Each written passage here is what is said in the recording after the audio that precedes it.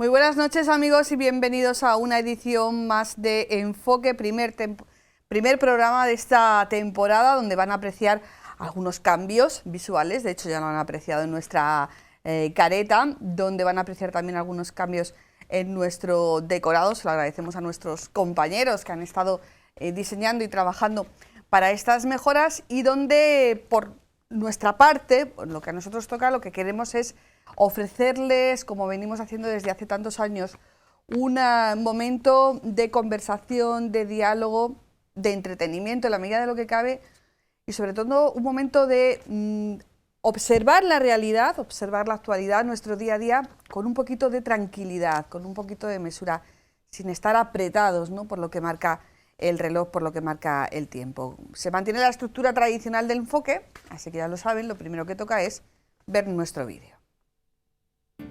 Comenzamos nueva temporada de Enfoque en septiembre, como comienza el curso, como comienza el año político y también, ¿por qué no?, el año laboral.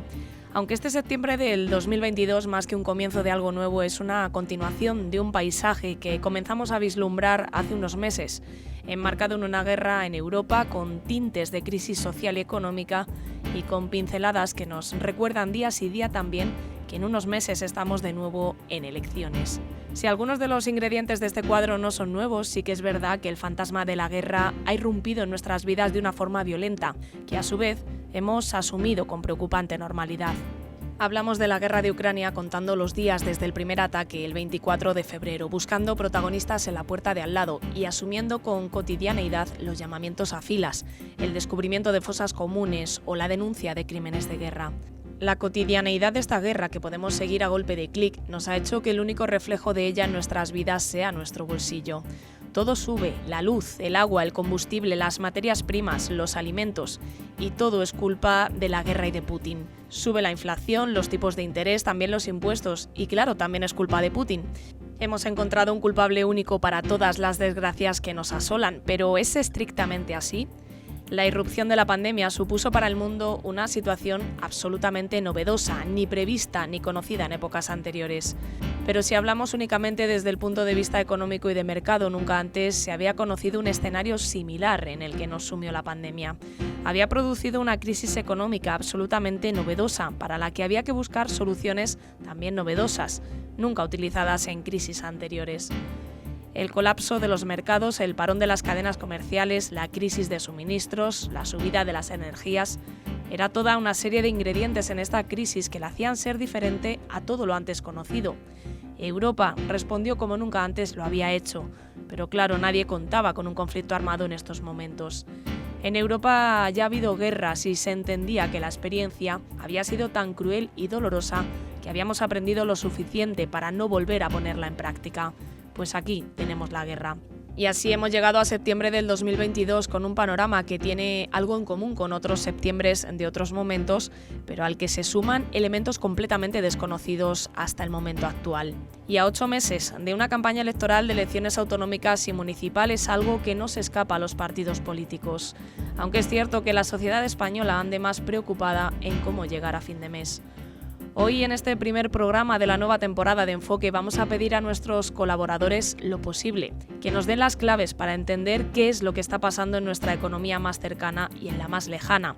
Y también lo imposible, que nos aporten perspectiva de cómo ir sobrellevando esta situación de crisis económica y social en la que ya estamos embarcados.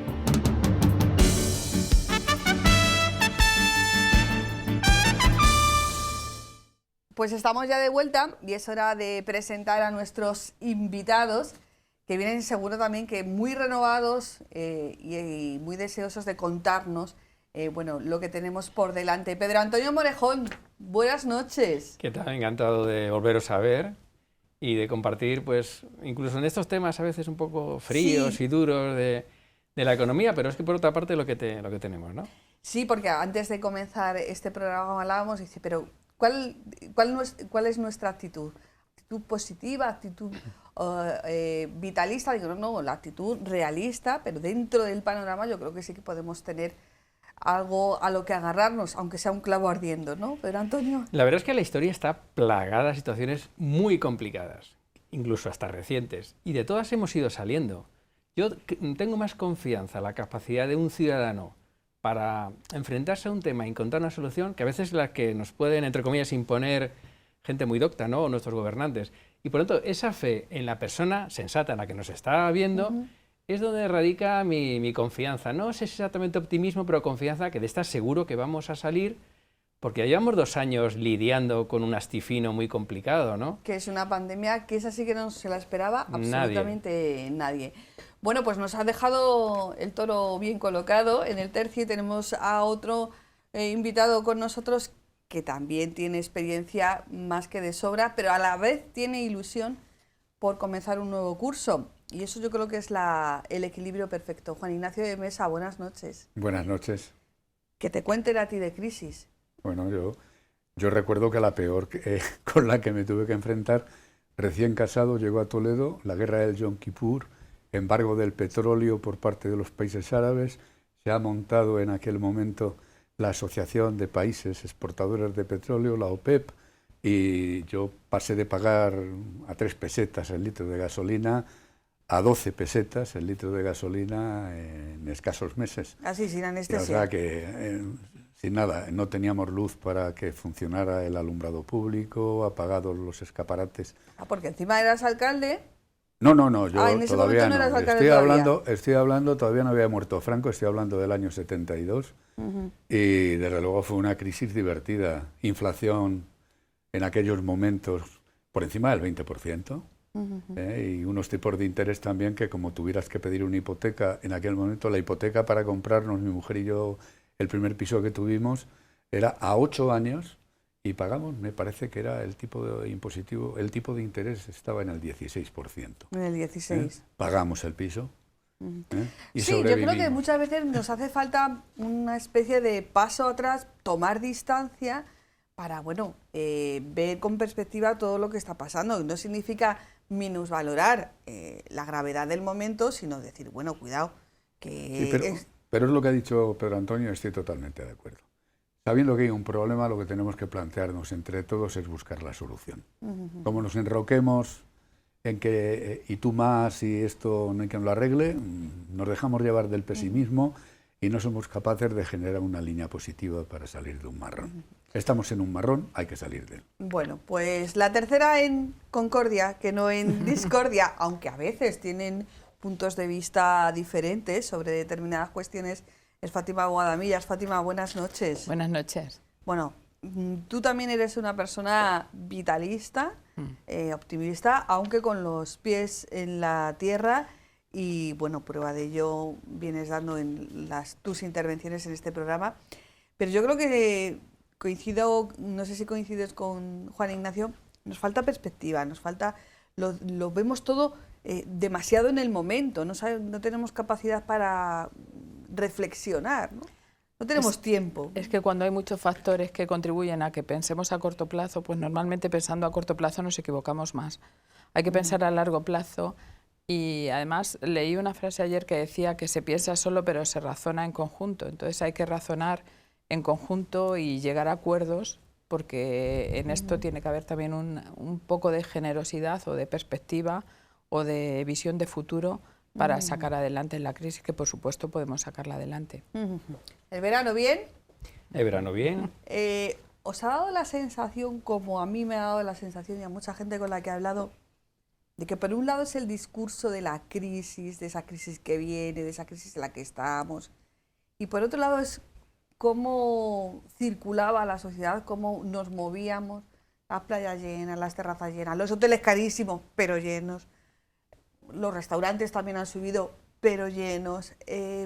La gente sigue estando en la calle, y estar en la calle, hombre, puedes estar en la calle sin gastarte un duro, pero es difícil. ¿Os ha dado la sensación de que por un lado es el discurso de la opinión publicada y por otro lado es lo que la sociedad va viviendo? ¿O es una percepción mía un poquito individualista? Yo creo que al final te cansas de ser aburridamente pesimista. Es decir, al final ves que no llega a ninguna parte y decides que los días son los que son, que un día el monedero de la vida pues te dice que no tienes dinero, entonces decides ser un poco más feliz. Es que no olvidemos que hemos pasado esa pandemia, que los que no salíamos de casa estábamos muy disgustados. Mi mujer salía de casa y colocando fotos la veía con la mascarilla, la otra máscara el chaleco ese de plástico. Digo, ella sí que lo pasó mal, y lo hemos pasado. Entonces, después de todo eso, tú necesitas agarrarte a pequeños árboles de felicidad, ¿no? Entonces, de pronto, ya solo el salir y poder salir a la calle, encontrarte con personas que hacía muchos meses o años que no habías visto, poder disfrutar con o sin la mascarilla, dependiendo del sitio, hace que el ciudadano pues busque la felicidad. Entonces, sin ser artificialmente demasiado positivo, lo cierto es que la gente necesita algún mensaje que le anime a seguir para adelante. Porque si todos vamos hacia adelante, de pronto el carro tira. Cada uno en nuestro entorno, en nuestro trabajo. Y a veces los medios de comunicación, que sé que es más noticia lo de que uno muerda al perro, pues yo creo que a veces nos pintáis un escenario que nos rodea, que nos agobia. Y ese ciudadano que de pronto tiene su trabajo y que ve que tiene que vender pan y que tiene que abrir su tienda o que tiene que abrir esa casita rural que con tanto cariño ha ido adecentando, pues y todos necesitamos agarrarnos a eso. Y luego vienen los teóricos que dicen todo lo que pasa, que están pasando mucho. La pandemia todavía está y estamos en otoño y no sabemos si eso se reactiva un poco. Los famosos cuellos de botella, el transporte, nuestros hijos quieren que la cosa esté instantáneamente en casa, gratuitamente. Desde Asia, pues a lo mejor tenemos que cambiar un poco a ciertas cosas. Y luego viene una guerra inesperada, que nos ha puesto sobre la mesa que somos demasiado dependientes, que Europa había sido demasiado parque temático, que un país como España, con potencial agroalimentario brutal, sufrió porque nos descubrimos que no teníamos aceite de girasol. Cuando teníamos al lado botella de aceite de oliva maravilloso, casi al mismo precio. Bueno, pues todo eso hay que meterlo en la coctelera y decir, podemos vencerlo. Y dentro de 2 años o 3, quizá más antes que después, si nos volvemos a ver, que espero que sí, que sean más veces, recordaremos que la pandemia la hemos vencido. Nos vacunamos al 1 año y medio. No sé si la gente que nos ve pues creen, o tienen fe, creen en los milagros. Lo más parecido a un milagro es la vacuna de la COVID, que en 1 año se genere y te la pongan y funcione. Pues todo eso vamos a extrapolarlo a esta situación muy dura, que combinamos el rebufo de la pandemia con unos problemas de economía dura que pasan en el 21 y luego una crisis debido a una guerra aquí en casa. Entonces todo eso yo creo que el ciudadano lo sabe digerir mejor, aunque eso sea por hastío, que a veces el entorno más teórico que machaconamente nos pone sobre la mesa lo horrible que puede ser el horizonte. Bueno, por alusiones, los medios de comunicación no dictan, o por lo lo menos recogen, ¿no? no dictan la agenda informativa, se supone que la dictan pues determinados agentes como los políticos, los opinadores, los mercados económicos y tal. Sí que es verdad que, bueno, esto sería un debate muy interesante, que dentro del diseño de la agenda informativa puede haber medios que tiren más por aquí que por allí, pero ayer mismo, después de el resultado de las elecciones europeas, las elecciones italianas, ¿no?, que suponen, y estaréis conmigo, un nuevo toque de atención en la política europea, lo más visto en los medios de comunicación ayer a las 10 de la mañana, en los medios de comunicación generalistas, no en los medios de comunicación, por ejemplo, de la prensa rosa, era si Tamara Falcó se va a casar o no se va a casar. O sea, que por mucho que los medios de comunicación, quiero decir con esto, insistan en que el tema del día es el resultado de las elecciones italianas, la sociedad va por otro lado y dice, no, yo lo que quiero enterarme es de esto. Eso pasa también en la economía, ¿no? Por un lado está el discurso económico y luego está ese componente emocional de la economía, ¿no? Decir, bueno, pues yo sigo yendo a la terraza, yo sigo yendo a... Claro. En economía decimos que las personas tenemos una racionalidad limitada. Quiero decir, normalmente las empresas van a trabajar para, ¿no?, se denomina así, van a trabajar para maximizar sus resultados, los consumidores su función de utilidad, pero las decisiones a la hora de tomarlas, existen los miedos, existe la euforia, existe pues el salimos de una pandemia, no podemos más, es decir, existen esos factores. Y eso no es un valor que esté económicamente racionalizado, ¿no? Es el elemento, hombre, pues menos mal, algo de libertad nos queda, ¿no? Alguien se irá de vacaciones con todo un presupuesto hecho y razonado y otros dirán, bueno, ya veremos, ya vamos tirando, o sea, que eso también hay de eso. Bueno, vamos a esa imagen fija de la situación, digo fija, la situación, de cómo está la economía española. Además, tuvisteis la suerte ayer de estar en un desayuno con el gobernador del Banco de España, que estuvo visitando Toledo en un foro económico empresarial, o sea que tenéis información de primera mano. ¿Cómo estamos, Juan Ignacio? Si vamos a las cifras macro y las comparamos, muy mal. Una inflación, pero si es así, tenemos una inflación brutal. La inflación además es el impuesto de los pobres, con lo cual la economía familiar disponible en las rentas más bajas es evidente que les va a poner en una situación de apuro bestial para poder mantener las compras con las cuales se alimenten en una familia y poder pagar el recibo de la luz a final de mes. Por lo tanto, es una situación social y económica muy delicada. Los datos además aportan una información sobre la evolución que va a tener el sector financiero, que va a suponer que el que tenga un préstamo va a tener que pagar más por el préstamo. Tenemos además una información de que aunque las exportaciones en España se siguen manteniendo en unas cifras interesantes, pero es obvio que la economía española va a entrar, en comparación con la media de la Unión Europea, también no va a crecer lo mismo, va a crecer por debajo, incluso va a entrar pero la semana pasada se hicieron públicos los datos del PIB y hemos crecido, y las exportaciones crecen, ¿no? Sí, pero ¿crecen cuánto? Ya, no suficientemente. Claro, es que ese es el problema. Si tú tienes una inflación de un 10,8% y el crecimiento del PIB está por debajo del 2,5%, esto no cuadra, ¿no?, a los efectos de generar riqueza que confluya en evitar la inflación. Y luego encima tenemos, no se nos olvide, lo que tenemos es una inflación de costes. La inflación proviene por el incremento de la factura energética, por las dificultades de suministro de materias primas, por el problema de logística para poder tener determinados productos a tiempo y forma para poder mantener la cadena productiva. Vamos mal. Entonces, ante eso no podemos decir que estemos bien. Pero vuelvo a insistir, lo que tenemos que plantearnos es que entre todos tenemos que buscar la solución y, en lugar de cabrearnos, ser proactivos para ver de qué manera podemos colaborar en encontrar una salida a determinados problemas. Entonces, en este panorama, en este catálogo de desgracias, ¿algo positivo, don Antonio, Fátima? Vamos a ver, partimos de que somos más pobres, literal. ¿Cuánto más pobres? Pues si te han subido en un 2%, imaginemos que es un poco la media que se ha manejado en el año, y la inflación es un 10%, pues somos un 8% más pobres. Entonces, ¿somos capaces de eso repartirlo, de digerirlo? Comentaba el gobernador del Banco de España que de manera natural el ciudadano, el asalariado, el empresario con sus márgenes, no tanto el ámbito público, pues soy funcionario, no pretendo seguir siendo unos cuantos años más. Iba a decir, no, Fátima también es funcionaria. Bueno, pues lo han ido asumiendo. De hecho, ha habido una cierta moderación. Lo que pasa es que si tu perspectiva es de que esa inflación siga creciendo y las perspectivas no son buenas, te empiezas a movilizar, empiezas a decir, ¿qué hay de lo mío? Parte positiva. Creo que lo ha comentado sutilmente, lo has comentado hace un segundo. Yo creo que no hemos reconocido que hemos sido demasiado dependientes, que tenemos que recuperar una cierta autonomía. Lo estamos vistiendo como autonomía estratégica, es decir, tú no puedes depender de todo de los demás, al menos de lo importante.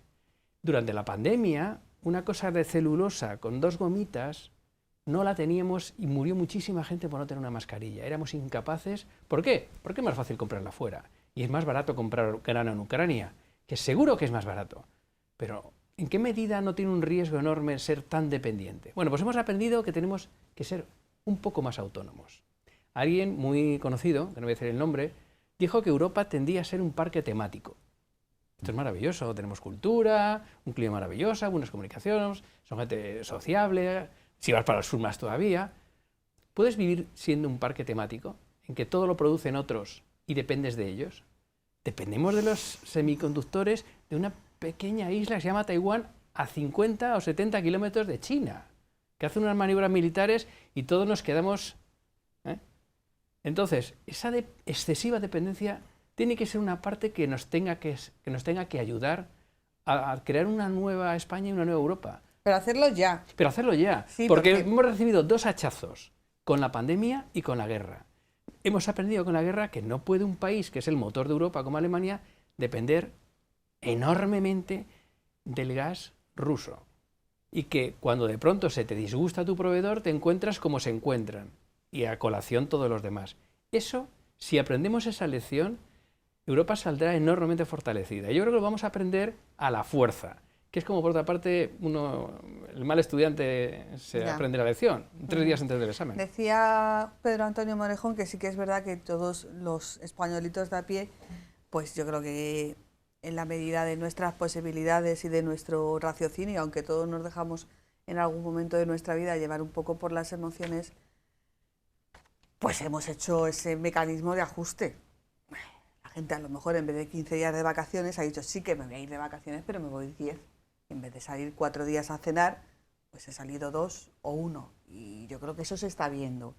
Si muchos de nuestros políticos tuvieran, iba a decir la capacidad, yo creo que es un privilegio de mezclarse con los demás y tal, vería que en nuestras conversaciones está, dice, bueno, pues mira, la vuelta al colo, pues en vez de estrenar todo, pues mira, vamos a aprovechar. Yo creo que todo el mundo lo está haciendo, pero sí que es verdad que hay una cosa muy interesante que has dicho tú, que cuando no ves que ese mismo mecanismo que hacemos en cada una de nuestras familias no lo hacen a nivel público, pues hombre, te enfadas. Y dices, bueno, ¿y ustedes no tienen capacidad para ajustarse? Y esto es algo que ha hecho una reivindicación constante, casi que es un mantra para Fátima Guadamillas.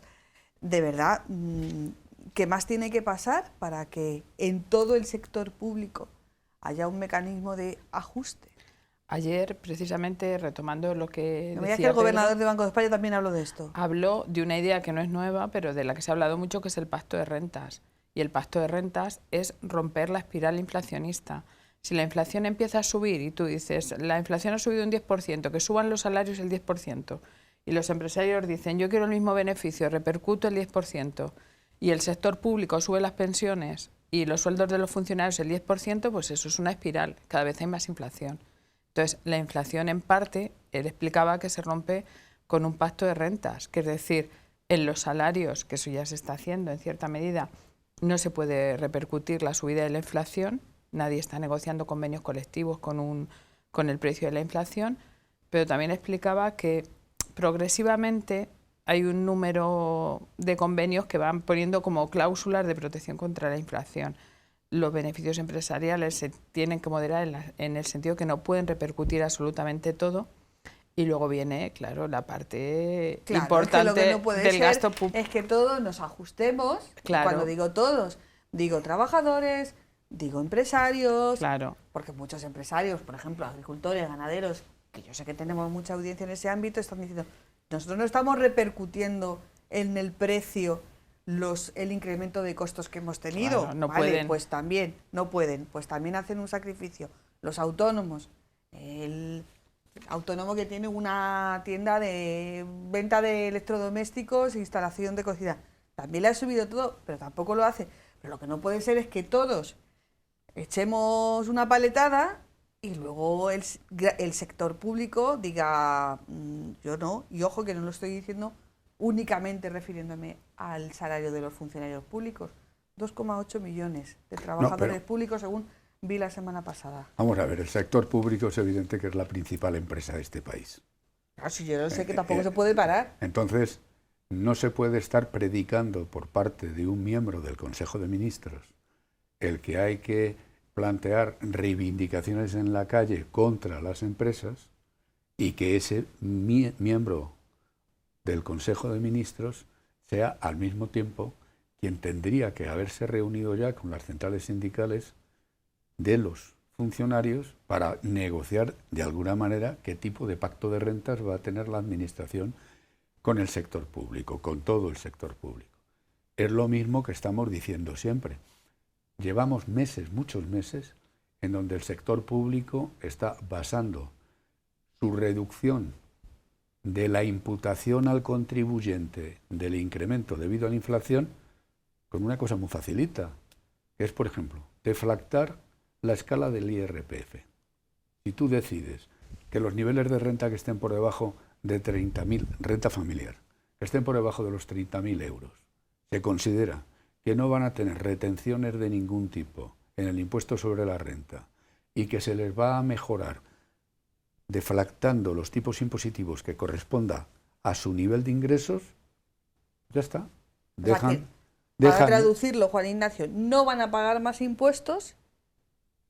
No es que no vayan a pagar, es que en lugar de darles luego ese cheque social o reducirles, por otro lado, algo que implica que un contribuyente tiene que estar tramitando una documentación ante la administración, gestión que tiene que realizar a través de sistemas electrónicos, buscando la firma digital o el PIN electrónico, que es complicado. Nos guste o no nos guste, es complicar la vida. Es dar trabajo al sector público en algo que, vuelvo a insistir, lo otro, tan acostumbrados nos tienen a legislar por decreto ley, lo otro es un decreto ley. Y ya está, resuelto el problema. Rentas de menos de 30.000 euros, rentas familiares de menos de 30.000 euros, no tienen que tener retención alguna en el impuesto sobre la renta. Ya redistribuido para los sectores más necesitados de ayuda, ha redistribuido una cantidad. Lo mismo que hablábamos de los célebres 20 céntimos del litro de gasolina. No monte usted el pollo este de que usted paga, pero al mismo tiempo luego se le abona a la gasolinera. Que no complique usted la vida. Es que da la sensación, además, con la llegada de estas situaciones aprendemos nuevas palabras. La palabra esta de deflactación. La primera vez que yo la escuché, se la escuché a Fátima allá por el mes de mayo o junio. Digo, ya está inventándose palabras esta mujer. Es que las cosas tienen que ser mucho más sencillas. Para conseguir los 20 céntimos de descuento en las gasolineras estuvimos como 3 semanas, que si lo pago yo, que si lo pagas tú, los gasolineros diciendo que tenían que adelantar el dinero, no sé qué, no sé cuántos. Para conseguir esto de la deflactación llevamos como un mes. Bueno, porque va a haber el peligro de la deflactación y tal. Aquí, y luego, el debate en estas 2 últimas semanas es todo impuestos. Pues a subir el impuesto de patrimonio, pues quitamos el impuesto de patrimonio, pues generamos...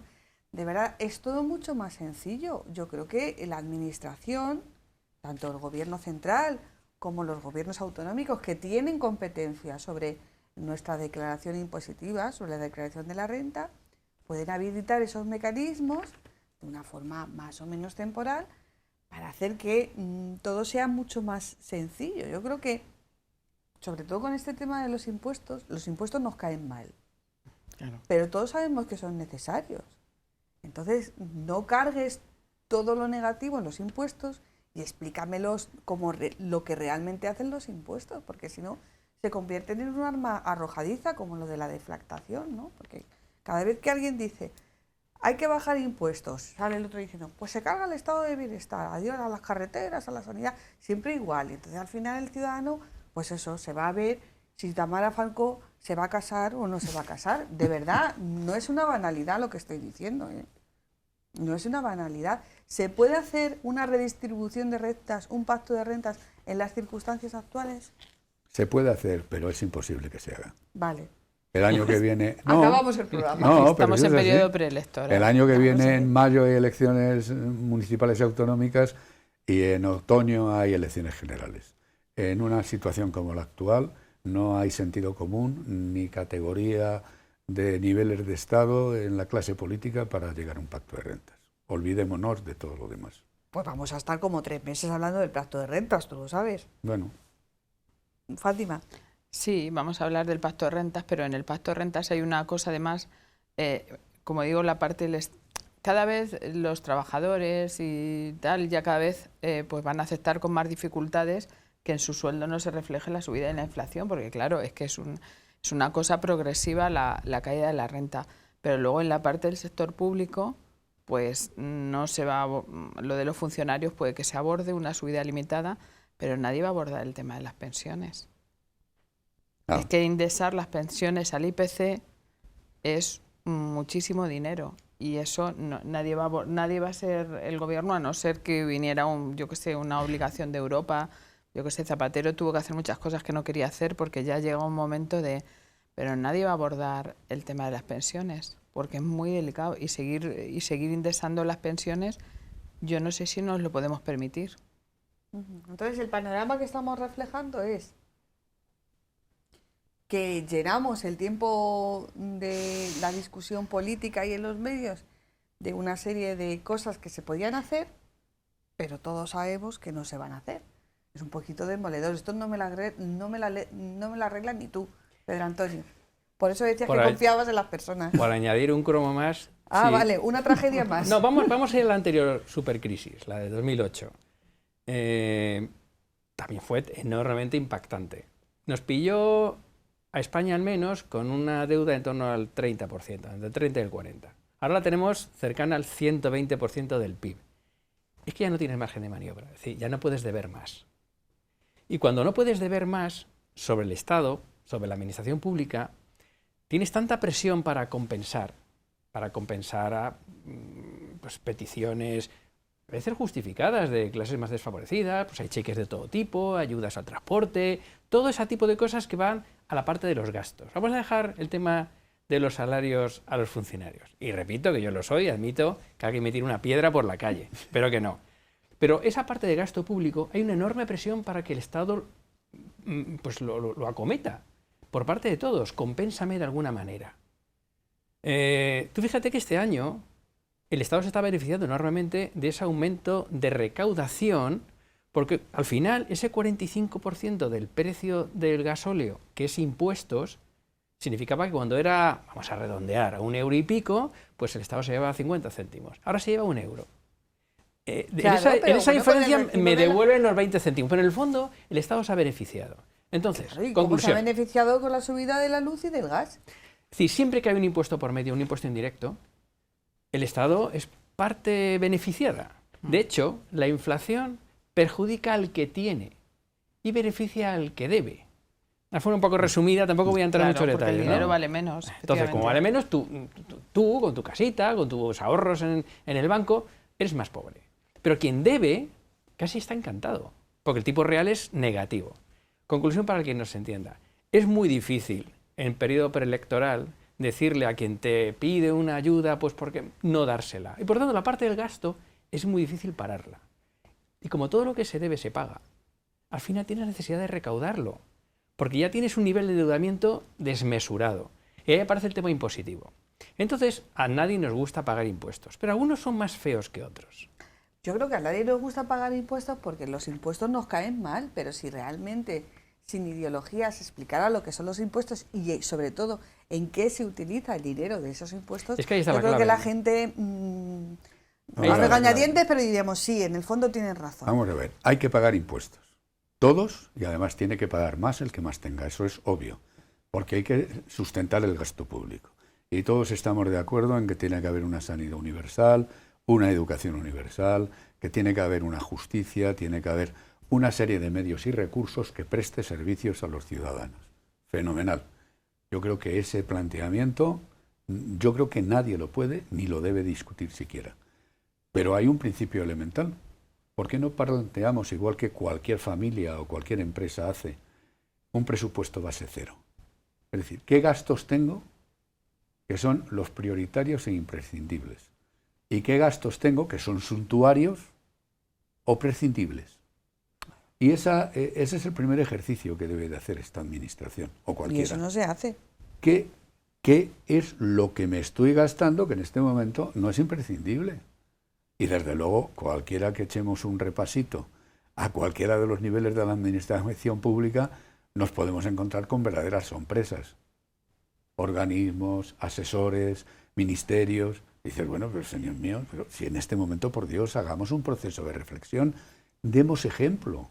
Claro, pero es que el ejemplo que el esfuerzo, el sacrificio que asume el ciudadano con mayor o peor gana, dependiendo de las circunstancias, pues cada día se mina más cuando te das cuenta que ellos no lo hacen. Y ojo, que este discurso no se me entienda como populista, ¿eh? Claro. Nada quiero yo entrar ahí, ¿eh? No, además en este momento hay otra cosa. Que es que también es muy utilizable, hay que tener cuidado con eso. O sea, vuelvo a insistir. Prioritario y fundamental. Todo el mundo tiene que pagar impuestos y tiene que pagar más el que más tenga. Punto. O el que tenga más rentas. Evidente, eso es de cajón. Pero dicho eso, hay un ejercicio que hay que hacer también a efectos de justificar el cómo se gasta ese dinero. y es el hipotético presupuesto base cero. Gastos imprescindibles, cuáles son los niveles que tengo que atender, y gastos suntuarios o prescindibles que realmente se eliminen. No, yo lo que iba a decir, que además en este momento pues hemos planteado, yo creo que bastante bien de una manera completa más o menos los retos y las dificultades que tenemos. Pero hay otras cosas. Una la ha dicho Pedro, que también son ventajas que no se han tenido en otras crisis. Una la ha dicho Pedro, que es que con la inflación, como claro, los impuestos son progresivos, muchos de los impuestos son progresivos, pues se está recaudando mucho más. ¿Cuál es el uso de esa recaudación? ¿Qué se está haciendo con esa recaudación? Segunda cosa, los Next Generation. No tenemos muchas explicaciones, pero ahí hay una oportunidad de dinero. ¿En qué se están aplicando? Las informaciones de la semana pasada nos dicen que no se están aplicando. Pero ¿por qué hay países como Irlanda que son capaces de gestionar y de justificar el 80 y tantos % y aquí a duras penas se llega al 50%? No, ¿Por qué? Perdón. El 10% de los Next Generation y en los últimos 8 años de los fondos europeos, FEDER solo el 40%. Entonces, y luego hay otra cosa, haciendo? y luego hay otra cosa, claro, eso hay que hacerlo bien. Y luego hay otra cosa, como decía Pedro, el que debe al final paga. Todas estas reformas que ahora no nos apetece hacer o no se quieren hacer por motivos electorales, alguien las va a hacer en algún momento.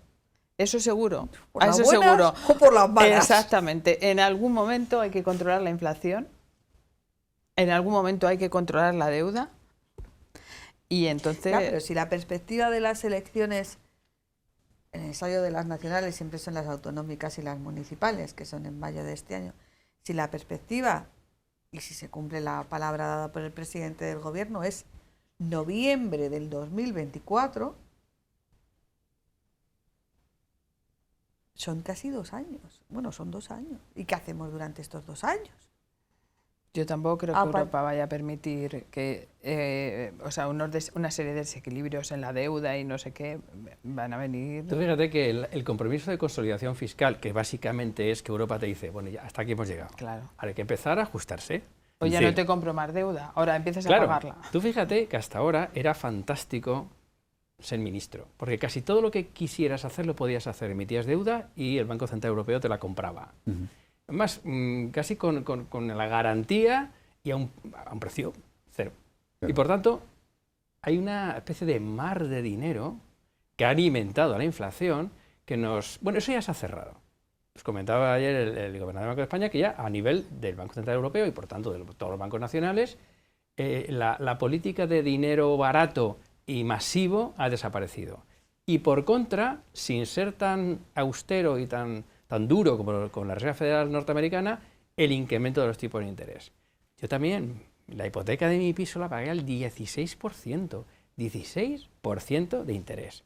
Eso ningún jovencito lo está viendo ahora, ¿no? Es decir, malos momentos en todos los días. Es decir, esa política flexible, laxa, ya se ha acabado, pero todavía ser menos laxa, porque habrá que empezar a ajustar esa enorme diferencia entre los gastos y lo que yo recaudo.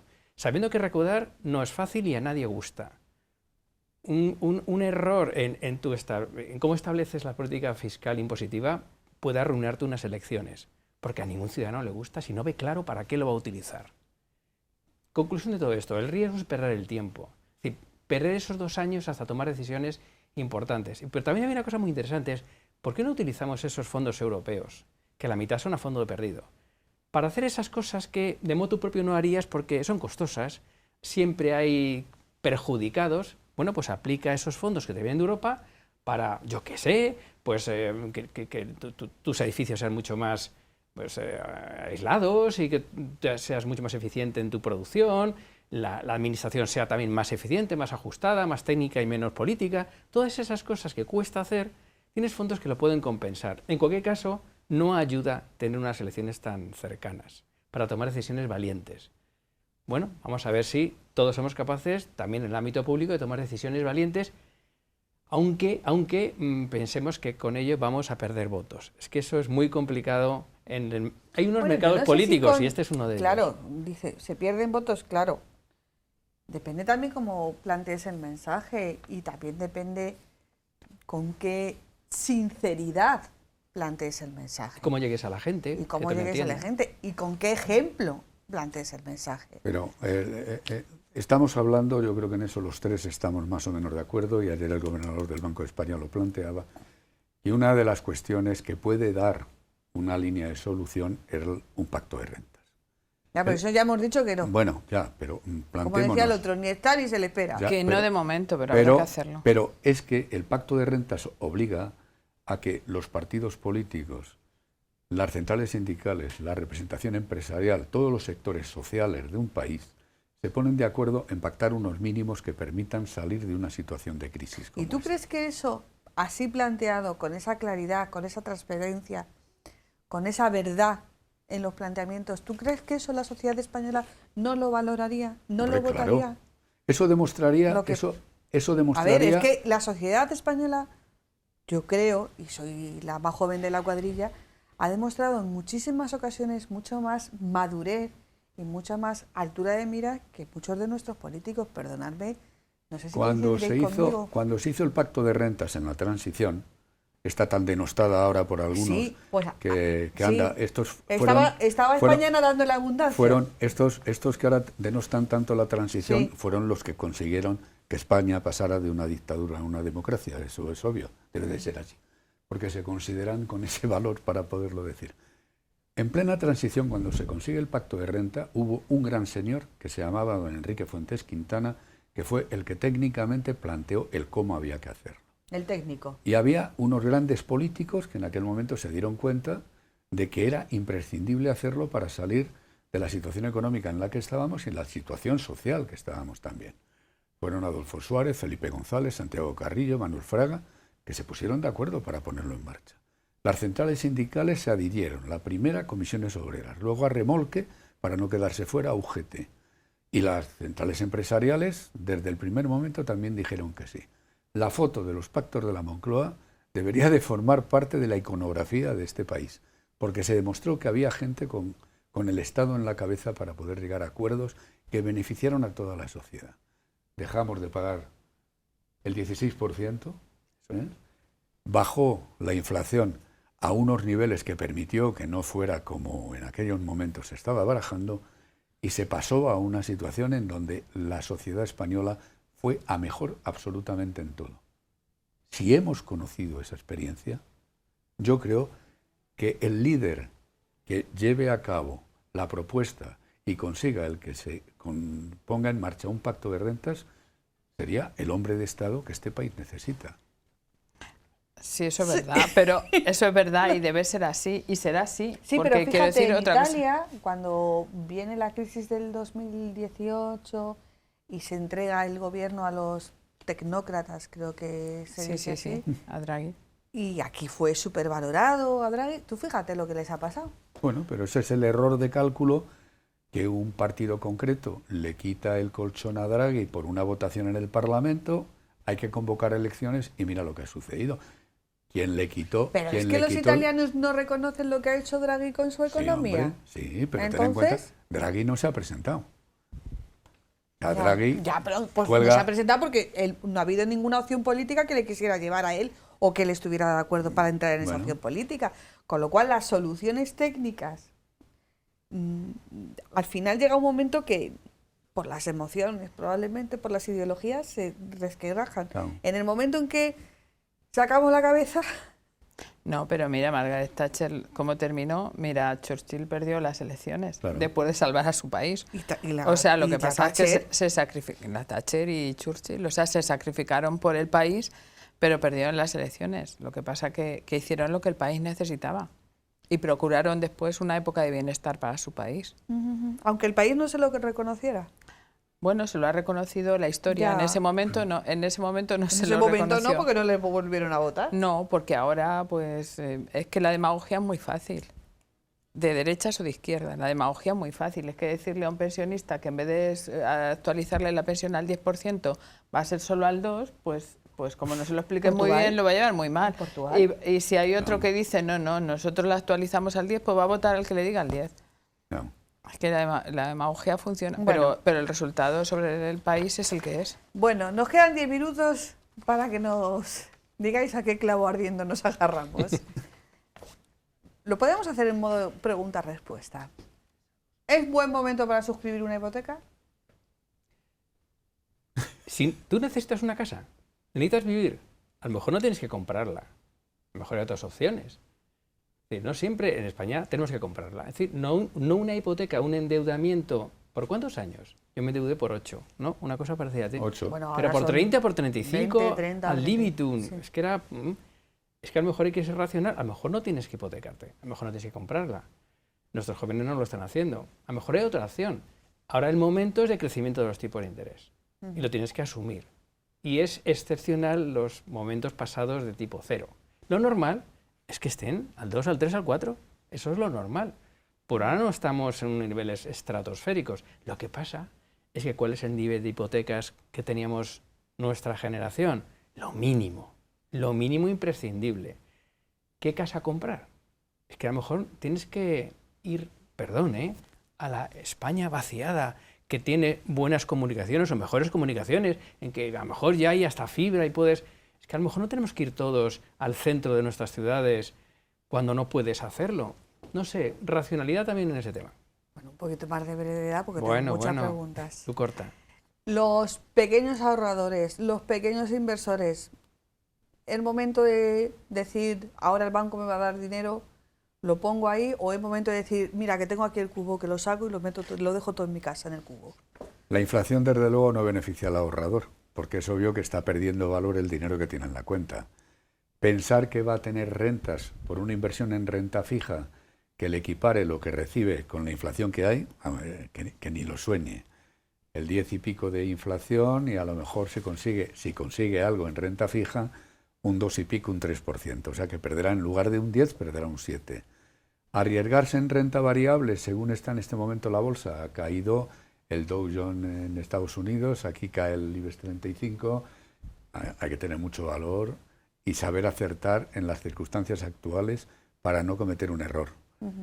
No es buen momento para ningún tipo de inversión financiera y desde luego el circulante, hombre, yo no voy a decir como un buen amigo mío me decía, en momentos de crisis como esta piensa que no te tienes que morir rico, gástatelo.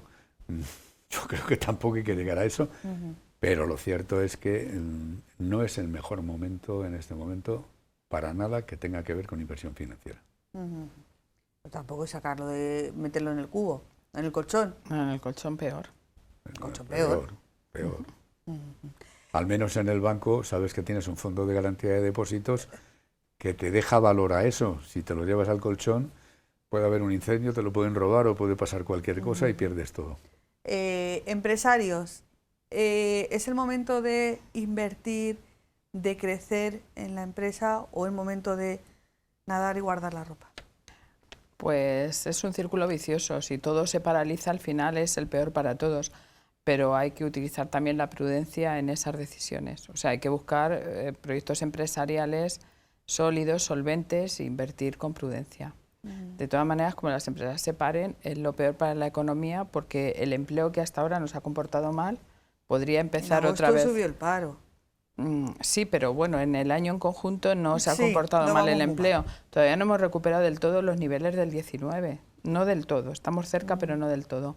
Entonces yo creo que las inversiones en las empresas, pues las empresas tienen que hacer siempre su análisis de amenazas y oportunidades y ver si hay alguna oportunidad, pero también con prudencia.